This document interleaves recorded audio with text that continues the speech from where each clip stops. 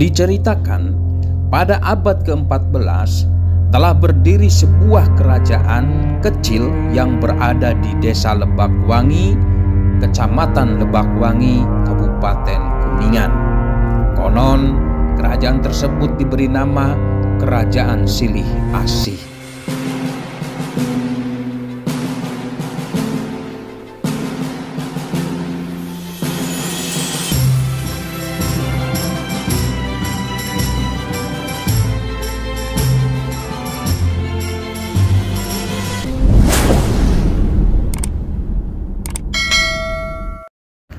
Situs sejarah Desa Lebakwangi. Konon, kerajaan Silih Asih tersebut dirajai oleh seorang raja yang memiliki kekuatan yang sangat tinggi. Diceritakan pula bahwa Prabu Silih Asih yang bernama Gajah Wangi terkenal keras dan sangat sakti. Prabu Silih Asih dibantu sang patih utama atau patih yang pertama yang bernama Mbah Lampis. Selain itu, Gajah Wangi dibantu oleh Luhun Wangi. Adapun 7 menteri yang berkuasa pada saat itu diantaranya: yang pertama Nyimas Panggung Wayang, yang kedua Nyimas Lenggang Herang, yang ketiga Nyimas Randa Midang, yang keempat Nyimas Langgeng Sari, yang kelima Nyimas Lenggang Kencana, yang keenam Nyimas Endang Saketi, dan yang ketujuh Nyimas Siti Sondari. Lokasi kerajaan saat itu berada di sisi kali utara, yaitu Kali Cisande, sedangkan di bagian selatan masih berupa hutan belantara, dan sebelah barat kerajaan terdapat Kampung Karang Asem.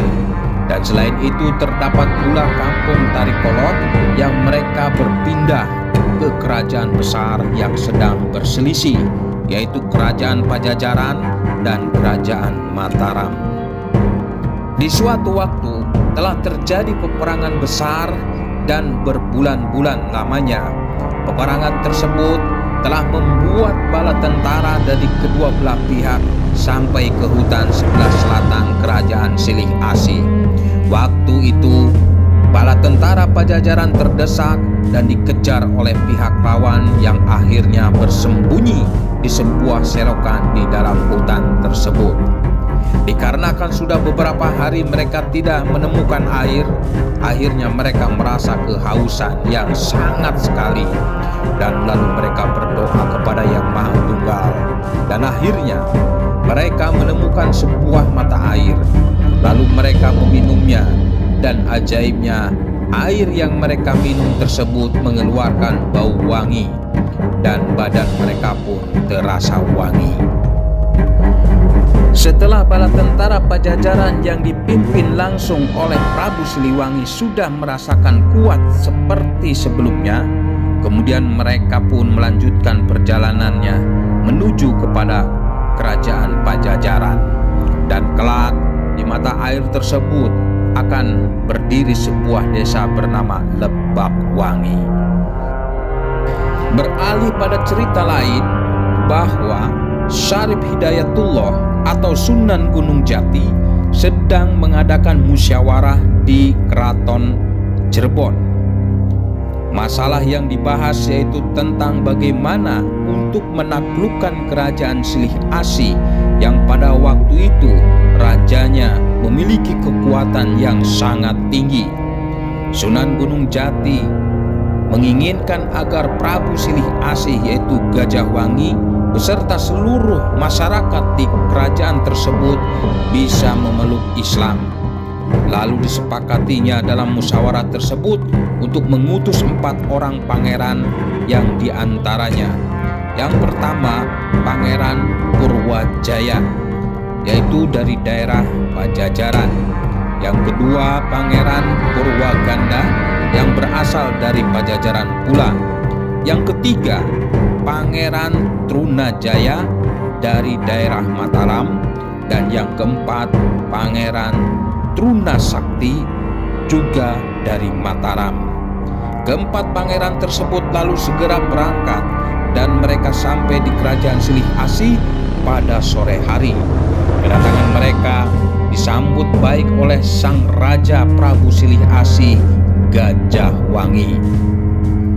Prabu Silih Asih atau Gajah Wangi sebenarnya sudah mengerti maksud kedatangan mereka, dan akhirnya Prabu Silih Asih memberi waktu kepada keempat pangeran tersebut untuk beristirahat terlebih dahulu sebelum mengutarakan maksud dari mereka.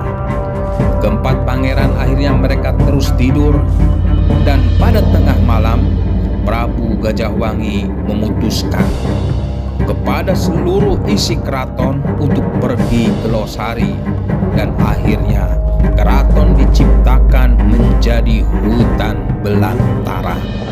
Sementara para utusan yang mereka sedang tertidur lelap tidak menyadarinya. Lalu keesokan harinya, ketika mereka terbangun dari tidurnya, mereka tersadar bahwa mereka sudah tidak tidur lagi di ranjang, akan tetapi tidur di lumpur. Dalam keadaan tidak berdaya, lalu mereka meminta ampun kepada Prabu Silih Asih, dan pada waktu itu pula ada suara tanpa wujud yang berkata, "Kalian telah aku ampuni." Dan pesan dari Prabu Gajah Wangi supaya mereka meneruskan perjuangan mereka untuk mengembangkan agama Islam di kerajaan tersebut. Akhirnya keempat pangeran tersebut mendakwahkan agama Islam di sekitar situ, dan sampai mereka wafat pun dan dikebumikan di situ pula. Berkat jasa mereka akhirnya banyak warga yang masuk dan memeluk agama Islam. Adapun daerah tersebut diberi nama Lembah Wangi sampai sekarang.